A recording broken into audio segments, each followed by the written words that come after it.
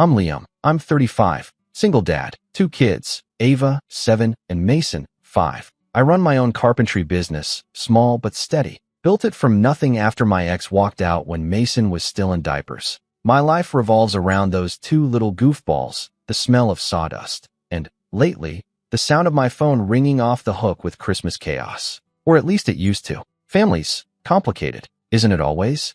My mom, Sharon, is the type who calls herself old-fashioned, which basically means she plays favorites and expects everyone to pretend not to notice. My dad, Roger, has never said no to her in 40 years. They live 2 hours away in a big colonial house that they decorate like it's a Macy's showroom every December. Growing up, Christmas was sacred. Matching pajamas, Sharon's famous cinnamon rolls, Roger reading the same dusty storybook by the fireplace. It was the one time of year things felt, not broken. Even after my divorce, even after everything fell apart, they insisted I come every year with the kids. It wouldn't be Christmas without you, Mom used to say. That changed this year. Drastically. It all started in late November when I got the call. I was at the shop, sanding a custom oak dining table for a client, when my phone buzzed. Mom on the screen. I wiped my hands on my jeans and picked up, expecting to hear her usual cheerful voice asking what Ava and Mason wanted from Santa this year. Instead, her tone was clipped. Formal. Like she was speaking to a coworker she barely tolerated. Liam, I wanted to let you know we're keeping Christmas small this year. I blinked. Small? What do you mean? Well, it's just going to be your brother, his new girlfriend, and us. Very intimate. Quiet. No noise. There was a long pause, and I could practically hear her chewing on the edge of her lip like she does when she's about to say something insulting, but pretending it's not. My stomach dropped before she even said it. She's a very refined woman, Liam. Very classy. She's used to a certain kind of atmosphere.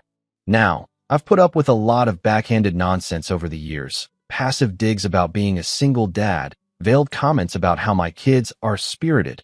But this was a new low. So my kids and I aren't invited? Because your guest might be allergic to what? Laughter. It's not personal, she said quickly, as if that somehow made it better. It's just, she's very poised. I think she might be overwhelmed by chaos. Chaos. That's what she called my children. The 2 people I love most in this world. The ones who still believed in Santa and left carrots out for the reindeer. Who made homemade ornaments with glitter and pipe cleaners every year just to hang on her stupid fake pine tree. I felt something hot rise in my chest, but I didn't let it show. No problem, I said, voice flat. Liam. I hung up. I stood there for a full minute, staring at the table I was building, wondering how many times I'd carved something with these hands while biting my tongue for the sake of keeping the family peace. I could feel the grit of sawdust clinging to my skin, the kind that never really washes off, not just from wood, but from years of being treated like the family embarrassment. The afterthought. The burden. I wasn't about to let my kids feel that same sting. For the next couple of weeks, I didn't speak to them. No calls, no texts, nothing. I took Ava and Mason to the Christmas market downtown, let them pick out their own decorations for our apartment tree. We made gingerbread houses and watched those terrible claymation movies that Mason always begs for. It was peaceful, it was honest, it was ours. Then, on Christmas Eve, just as I was pulling the ham out of the oven, there was a knock on the door. I wasn't expecting anyone. I opened it, and there they were. My parents. My brother, Jake. And a woman I'd never seen before in a long tan coat with fur cuffs and heels too high for snow. She had perfectly curled hair, a handbag that probably cost more than my kitchen appliances, and a smile that didn't reach her eyes. And the first thing she said when she saw me, "Wait, is he your brother?" That's when I knew.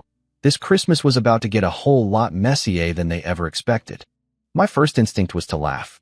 Not a happy laugh, the kind that leaks out when your brain short-circuits from disbelief. I blinked at the woman standing on my porch like it was the red carpet, heels sunk half an inch into the snowbank, clutching her handbag like she expected me to demand a cover charge. My parents hovered awkwardly behind her. And Jake? Well, Jake was wearing that smug, dead-eyed expression I hadn't seen since high school, back when he was getting away with things I'd be grounded for. "Wait, is he your brother?" she said again, turning slightly to Jake like she had just recognized me from a wanted poster. Jake glanced at me, then back to her. "Yeah, that's Liam." She tilted her head, frowning. You didn't say he had kids. She looked past me into the apartment, where Ava had poked her head around the corner, cheeks still painted with the snowman face we'd drawn earlier for our Christmas costume contest. Her brother trailed behind her, dragging a string of battery-powered lights like it was a pet snake. Jake chuckled nervously. Well, yeah. I mean, he's always been kind of the rustic sibling. Rustic. I nearly choked. Okay, I said, stepping back with a forced smile. You're all standing in the snow, so unless this is an ambush or a mobile critique of my life choices, come inside. No one moved at first. It was like they had to process whether they were really going to step into a house that had glitter on the floor and visible toys in the living room.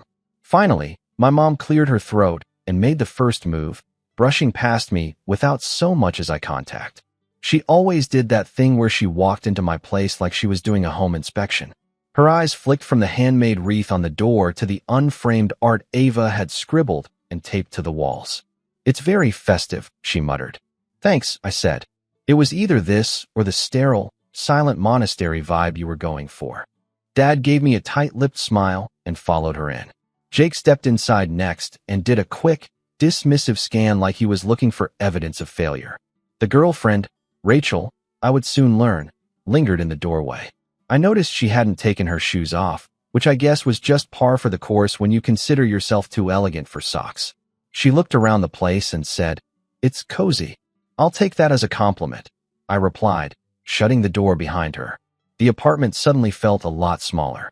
I guided them toward the dining table, where Ava had carefully placed 3 mismatched candles and a napkin holder shaped like a snowman. The table was clearly set for 3. My mom noticed instantly.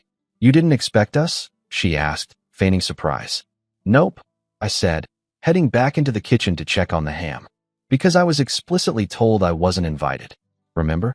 I heard her sigh, followed by the soft clink of her bracelets as she moved something on the table. "That's not what I said. Mom, you literally said Christmas was going to be very intimate, and that my kids were too chaotic for your new guest." Rachel smiled faintly. "I don't think I used those exact words. You weren't even on the phone," I said, sharper than I meant to. "But you seem to have inspired the phrasing." There was a silence thick enough to slice, interrupted only by the faint jingle of Mason shaking the wrapped presents under the tree. Jake finally broke it. "We figured it'd be nice to surprise you. You know, put the past behind us. Do Christmas as a family." I turned around, raising an eyebrow. "What past are we talking about exactly?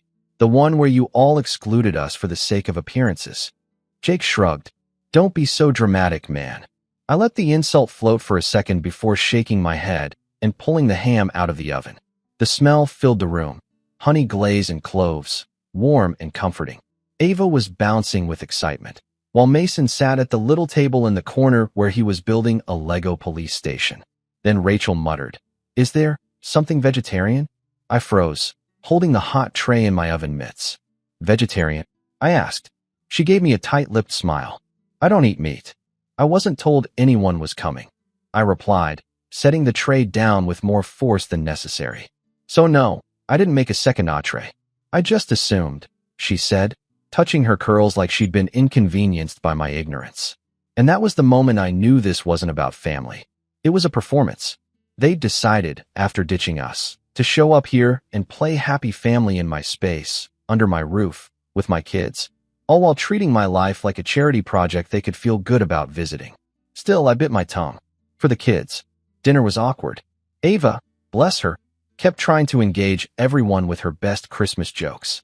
"What do you get if you cross a snowman and a dog?" "Frostbite," she squealed. Only Mason laughed. My mom didn't even smile. Rachel spent most of the time pushing steamed carrots around her plate, and Jake just kept checking his watch like he had a private yacht waiting outside. About halfway through the meal, Rachel finally leaned toward Ava and said, "So, what's it like growing up in a place like this?" Ava blinked. "Like what?" Rachel gestured vaguely. "You know, small. No yard. So many colors." My jaw clenched. "We do just fine, thanks." "Oh, of course," she said quickly. "It's just, Jake grew up in a very different environment. Grand piano, horses, that sort of thing." "Yeah," I said dryly. "I remember. I was there too. Just in the background, apparently." Jake rolled his eyes. "Are you ever going to let that go? That was rich, Coming from the guy who used to make fun of my hand-me-down shoes while we both lived in the same house. The golden child. The miracle boy. He could crash my car at 16 and get a pat on the back. I miss a phone bill payment one time in college and get cut off from the emergency fund. The one I found out later was still funding Jake's Europe trips. But I didn't say that. Not yet. After dessert, which no one touched except Mason, who ate half the gingerbread house when I wasn't looking, my mom announced they had one more surprise. Jake stood up and reached into his coat pocket, pulled out a small envelope. I narrowed my eyes. "What's this?" "An invitation," he said. "Rachel and I are getting engaged. Figured you might as well be included. Ceremony's next month." "Wait," I said, my voice dropping. "You came here to hand-deliver a wedding invite after uninviting us from Christmas?" Mom chimed in. "Oh, don't be petty. This is a big moment for the family." Rachel smiled again, that practiced, smug smile, and added, "Plus, it's going to be very tasteful. Adults only." I stared at them, stunned. "So my kids aren't invited?" "It's just not that kind of event," Jake said. "We've already made arrangements. But we'd love it if you could attend. You could bring someone, if you're seeing anyone." I looked at my children, who were now both silently watching, their smiles gone. Mason clutched his toy police car like it was the only thing keeping him grounded. That's when something cracked inside me. "So let me get this straight," I said, standing slowly. "You excluded my kids from Christmas because they weren't classy enough for your guest. Then you show up uninvited, criticize my home, insult my parenting, and now you want me to come to your wedding while leaving my children with a babysitter? And I'm supposed to feel what? Honored." Jake's jaw tensed. "Don't turn this into a scene." "I'm not turning anything into anything. I'm finally saying it out loud." Mom stood up, her voice sharp. "Liam, you're being ungrateful. We came all this way." "No," I interrupted. "You didn't come here for us. You came to show off. To parade your shiny new future in front of the messy parts of your past. But I'm done pretending that's okay." The room went still. Rachel adjusted her coat and stood, as if the staleness of my modest apartment was finally too much for her curated lungs. She looked at me one last time and said, "Wow, you really are his brother." That's when Ava quietly slipped her hand into mine and whispered, "Dad, are they going to make us leave our house?" I knelt beside her and said, "No, baby, this is our home. No one's kicking us out." Behind me, my mom sighed heavily. "Well, I guess we should go if you're going to be like this." "I think that's a great idea," I said. I walked to the door, opened it, and held it wide. Snow was falling again. The wind howled just enough to make the silence unbearable. One by one, they filed out. My dad avoided my eyes. My mom mumbled something about hoping I'd come to my senses. Jake looked annoyed, like I had ruined his PR campaign. Rachel stepped out last, but just before she did, she looked back over her shoulder, eyes scanning my face. Then she said something that made the hairs on the back of my neck stand up. "Jake never told me you were the one who stayed behind and looked after their parents when they lost everything that year. Funny how people leave out the important parts." She stepped out into the snow, heels crunching on the icy sidewalk. And that's when I realized she didn't know everything about Jake. Not yet. After the door closed and their footsteps faded into the snow, I stood there for a long time, just standing in the hallway. The living room still smelled like ham and cinnamon, but it felt like someone had vacuumed the warmth right out of the place. I heard Ava go back to the couch, curling under the blanket we'd been sharing all week for movie nights. Mason went to the window and watched the taillights until they disappeared. That night, I didn't sleep. I lay in bed listening to every creak, every gust of wind. My brain kept looping Rachel's words. Funny how people leave out the important parts. Something about the way she said it, like she was seeing cracks in Jake's golden boy exterior. Like she knew there was more to the story. But instead of feeling vindicated, I just felt hollow. Because the truth was, I had let it happen. All of it. The next morning, the weight settled in. The holidays ended. The decorations came down. School started again. Orders at the shop slowed. January always meant fewer custom jobs. My bills didn't slow down, though, and I was tired. Not just in my bones, but somewhere deeper. The kind of tired that crawls into your chest and just sits there. Mom didn't call. Dad texted once a week. "Hope the kids had a nice Christmas. Let us know if you want to talk." I didn't reply. And Jake? Nothing. Not a word. Not a thanks. Not an apology. Not even a follow-up about the wedding invitation. I assumed I was no longer expected to attend. It should have been a clean break, right? That was my chance to walk away, to protect my kids from the cycle. And for a while I did. But some wounds don't scab over right away. Some fester quietly, especially the ones tied to people you were raised to trust. I started noticing things. Or maybe I was just finally ready to see them. Ava came home from school one day with a handmade card, Grandma's Snow Angel.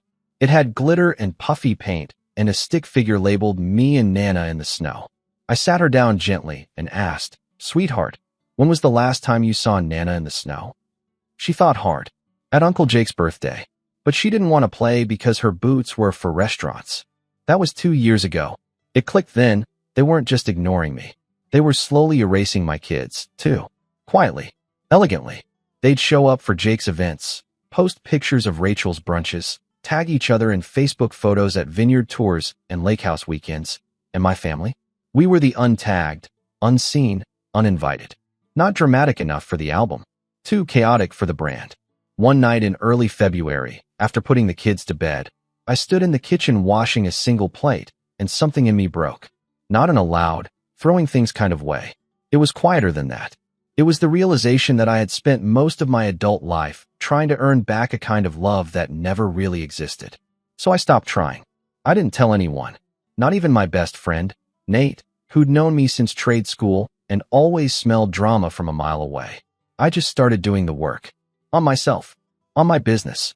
On being the kind of dad I wished I'd had growing up. Present. Imperfect, but consistent. The first thing I did was purge my phone. I deleted the group chat my mom kept renaming Fam Jams. Unfollowed Jake on Instagram. Muted my parents. I blocked Rachel entirely. Not because she had done anything worse than the others, but because I knew her kind, performative empathy wrapped in pearl earrings. I didn't need her sudden curiosity about my other side. Then I cleaned my shop from top to bottom, reorganized everything, built 2 new sample pieces, and posted videos of the process on a whim. To my surprise, those videos got some traction. Nothing viral, but enough that I got a few messages from people asking for custom work. One guy asked for a reclaimed wood bookshelf with hidden compartments. Another wanted a chess table, like the one in Queen's Gambit, but with bottle storage. Business picked up. Slowly, then steadily. And something weird happened. I started looking forward to waking up again. Ava and Mason helped where they could. They'd sweep sawdust with mini brooms, hand me measuring tape, and paint little signs that read, "Dad's Shop," and "Oh, Rachel's Allowed," which, admittedly, I didn't stop them from taping to the front window. We started a routine. After school, we'd hit the library, grab hot cocoa from the corner bakery, then head to the shop for an hour or 2. It became our thing. People noticed. One afternoon, a woman named Carla came into the shop holding a photo of an old cedar trunk her grandmother owned. She asked if I could replicate it as a hope chest for her niece. We got to talking, and when she saw Ava sketching hearts in the corner, she said, "You must be the dad all the teachers talk about at school pickup." I blinked. "They talk about me?" "Oh yeah," she laughed. "You're the woodworking dad who bakes and never misses the art fairs. You're like a unicorn." That night, I cried. Not because of what she said, but because I believed her. Not long after that, I was offered a booth at the spring craft market. First one I'd ever done solo. I poured everything into it. Built miniature furniture displays, hand-cut wooden toys, even a little bench carved with the phrase, "Made with love and splinters." Ava helped paint the sign. Mason helped test every toy for durability, usually by throwing them at the couch. The weekend of the market was crisp, sunny, and packed. People stopped by just to watch me work. I had a chalkboard that said, "Ask me what this tool does," and kids would crowd around pointing at weird saws and planers. Ava loved playing tour guide. Mason gave out high fives like they were candy. By the end of Sunday, I had 3 weeks' worth of commissions and a coffee-stained notebook full of compliments. One of them stood out. A woman had written, "Your kids shine because you do. Never forget that." I didn't. I framed it. Then came March. The official wedding invitation arrived. Not by mail, but in a group email, which I guess was Jake's way of streamlining the guest list. It was all digital. "We're going green. Less chaos, more class." Attached was a PDF with a pastel floral border, an itinerary broken down into pre-ceremony yoga, golden hour cocktail hour, and a bolded note at the bottom that read, "Please note, this event is child-free. Exceptions will not be made. There it was again. Chaos. Like it was a dirty word. Like it was a person. The RSVP link stared at me. There was a box labeled attending, and underneath it, another labeled dietary restrictions. I didn't click either. Instead, I opened a blank Word doc and started writing something else. A list. It was titled, All the Times I Stayed Silent. I started at the top. That summer when Dad forgot to pick me up from baseball camp because Jake had a violin recital. That Christmas Eve when Mom replaced my gift with socks after I spilled juice on her tablecloth. The family reunion where Jake gave a speech and thanked everyone who mattered, and I laughed too loudly, only to get told later that I was embarrassing myself. I kept writing, page after page. It wasn't about revenge. Not yet. It was about finally remembering what happened. On my terms. But what I didn't know, not yet, was that someone else was about to remember too. Someone unexpected. And this time, it wouldn't be so easy to ignore the chaos. I didn't attend the wedding. I didn't even RSVP. But I did read the email again. Twice. Just to be sure I wasn't imagining the part where Jake managed to pack passive aggression, elitism, and complete emotional oblivion into one floral-bordered attachment. Less chaos, more class. I could hear Rachel saying it in that clipped, curated voice of hers. They didn't follow up. Not Mom. Not Dad. Not even a lazy, just checking in text. I guess when the black sheep skips your black tie event, you're just grateful the barn smell didn't show up. Which would have been fine if that was the end of it. But something strange started happening about a week later. Little things, at first. I was at Ava's school helping her class build birdhouses when her teacher, Miss Connors, leaned over and asked if I had ever thought of offering workshops. She mentioned a local women's entrepreneur circle that needed someone to host a skills demo for their spring retreat. I laughed, brushing sawdust off my sleeves, but said I'd think about it. Then Nate, my oldest friend and the closest thing I had to a brother that didn't come with emotional landmines, dropped by the shop with coffee. He looked sheepish. I got a weird message the other day, he said, taking a sip. From Rachel. I nearly dropped the clamp I was tightening. What? Yeah. On LinkedIn, of all places. Said she was trying to learn more about the community Jake came from. I scoffed. And she thought you'd be the historian? He shrugged. Guess so. She asked what your business was called. Wanted to see your work. Said she saw some pieces on Instagram and was impressed. That made me pause. I hadn't posted anything on Instagram in weeks. And my account was private. But Ava had been using my phone to record time lapses of me building things and uploading little snippets to YouTube Shorts. I figured no one beyond some DIY nerds were watching. I was wrong. That night, I checked the stats.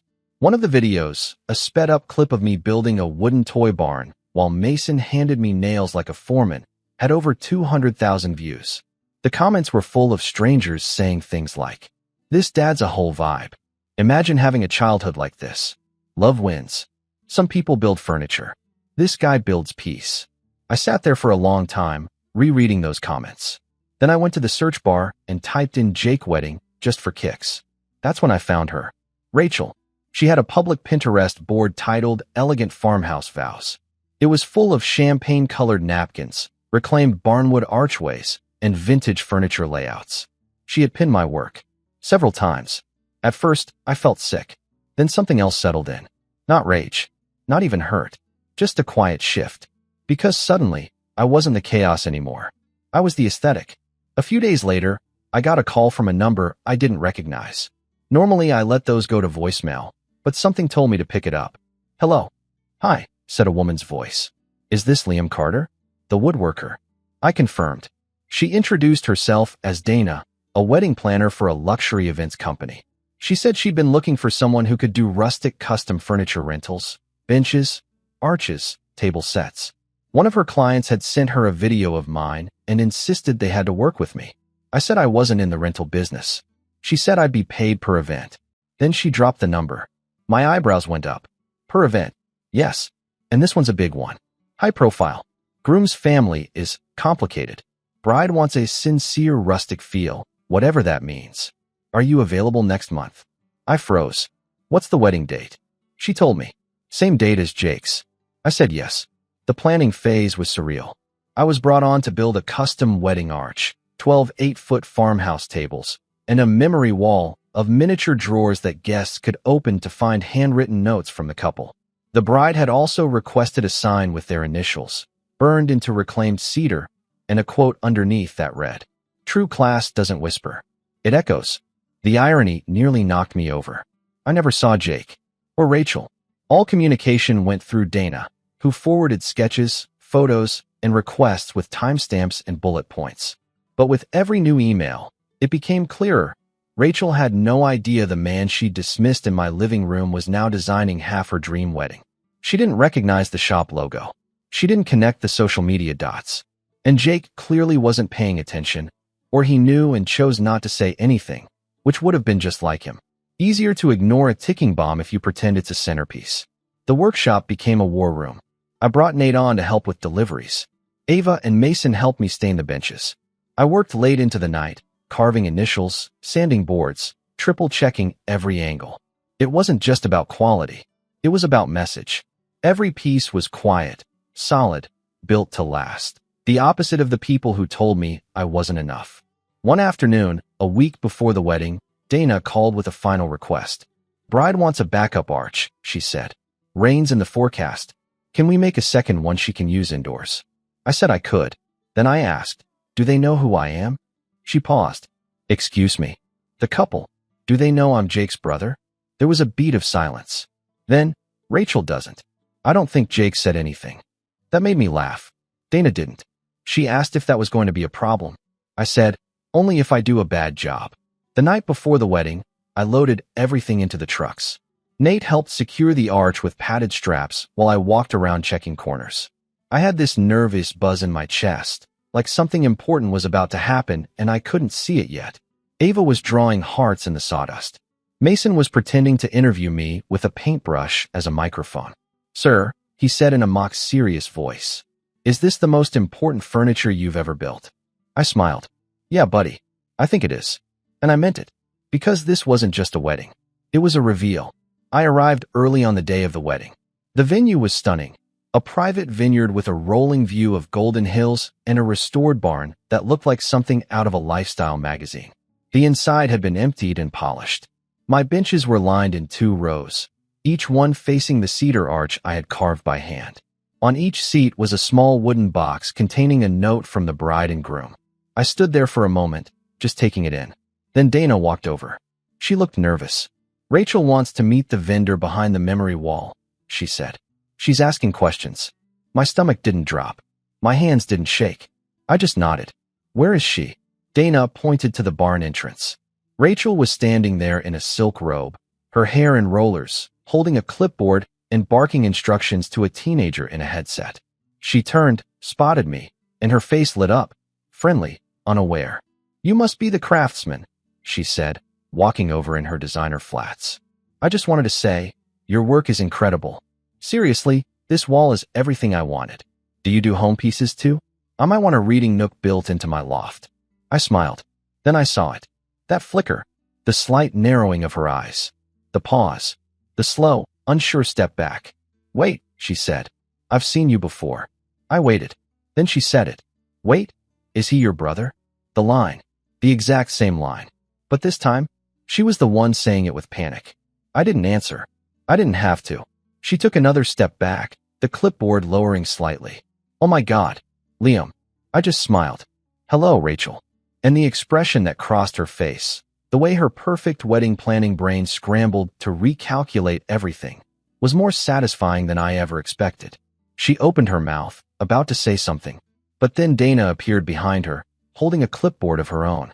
"We're ready for your approval on the floral arrangements," she said sweetly, gently pulling Rachel away like a bouncer at a VIP party. Rachel hesitated, then looked at me one last time, eyes flickering between guilt, confusion, and something else. Fear? No. Realization. That she had built her fantasy wedding on the foundation of the very person she and my family had tried to erase. And I wasn't done yet. Because the best part of the plan? That came next. Rachel didn't come back to me that day. Not directly. She vanished into the chaos of final touches, photo sessions, and bridesmaids crying about hairpins. I didn't push it. I had work to do. I wasn't there to confront her. I was there to deliver what she paid for, and then something she didn't. The ceremony went off like a Pinterest dream. Golden hour vows under my cedar arch strings playing some breathy acoustic cover of a pop song. Guests dabbing their eyes with linen handkerchiefs. From a distance, it looked flawless.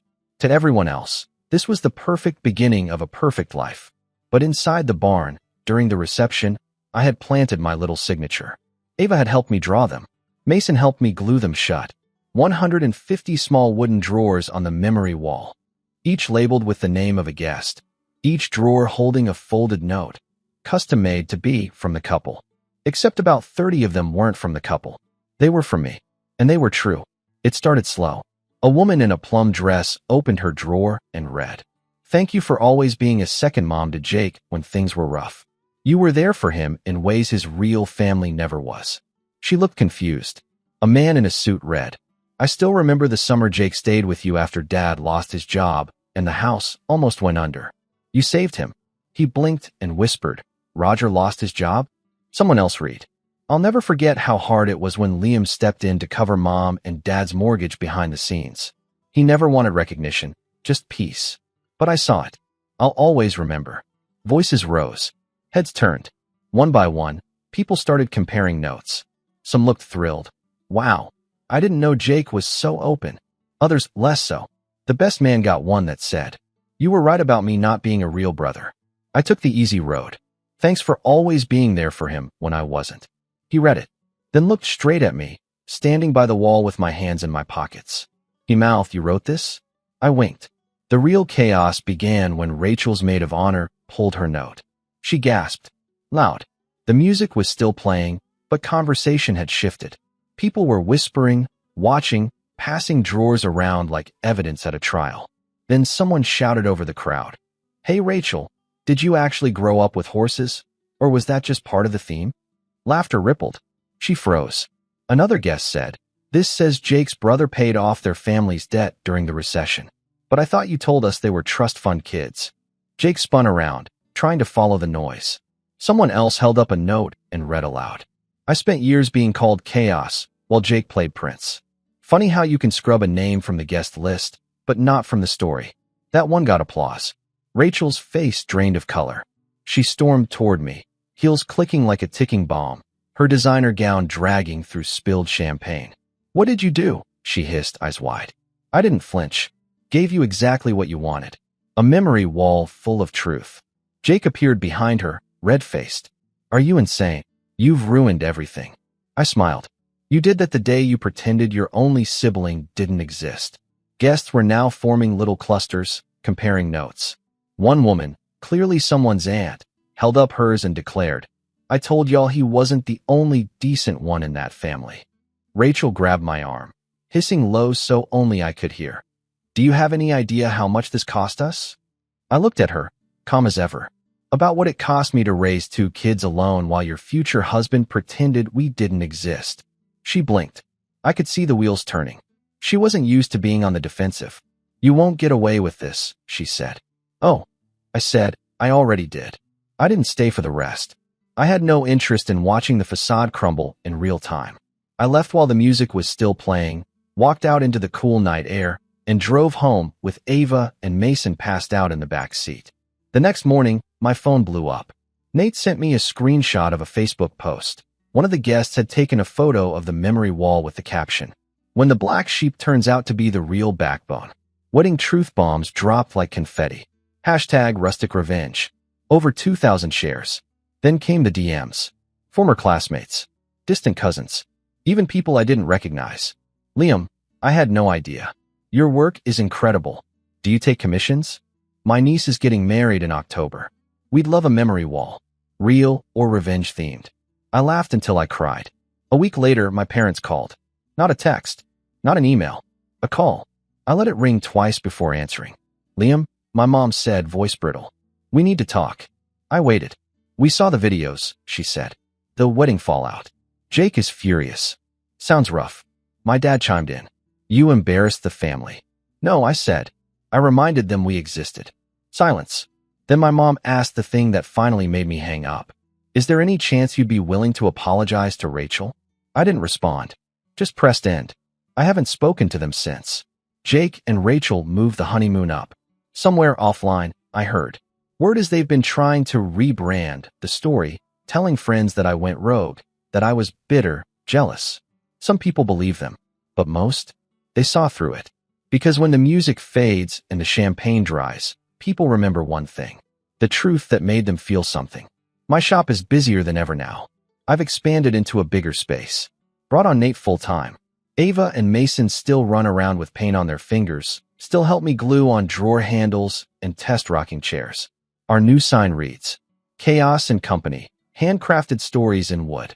People love it. Ask what it means. I just smile and say, it's a long story. And when I lock up at night, kiss my kids goodnight, and finally sit in the quiet, I think about all the years I stayed small to keep others comfortable. Not anymore. Not ever again. I built a life they tried to erase.